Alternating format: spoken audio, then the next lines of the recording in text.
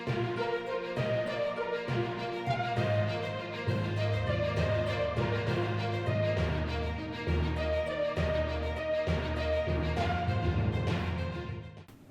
मैं हूं प्रियांशा और आप देख रहे हैं देश और दुनिया के बाजार पर News+21 का एक्सक्लूसिव बुलेटिन बाजार हलचल। जेट एयरवेज के प्रमोटर ने श्रीलंकाई एयरलाइंस के सीईओ को नियुक्त किया CFO। LIC के मुनाफे को लेकर चेयरमैन ने कहा कि यह कोई मैन्युफैक्चरिंग कंपनी नहीं, दोनों की तुलना नहीं की जा सकती है। किया ने अनंतपुर संयंत्र में 5 लाख वाहनों का आंकड़ा पार किया। 1 अप्रैल से PF के पैसे पर भी लग सकता है टैक्स। अप्रैल 2022 से महंगा हो जाएगा खाना पकाना, दोगुनी हो सकती है रसोई गैस की कीमत।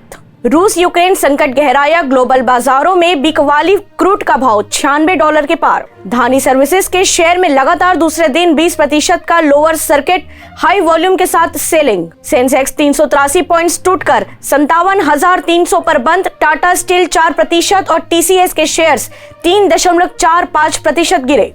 IDFC फर्स्ट बैंक के CEO ने अपने ड्राइवर और ट्रेनर को गिफ्ट किए 3.95 करोड़ रुपए के शेयर। यस बैंक को दूसरी तिमाही में 74% का हुआ भारी लाभ। ऐसे ही तमाम जानकारियों से लगातार अपडेट रहने के लिए हमारे चैनल को लाइक और सब्सक्राइब करना ना भूलें। नोटिफिकेशन के लिए बेल आइकन जरूर दबाएं। देखते रहिए News+21, आपके हक की बात।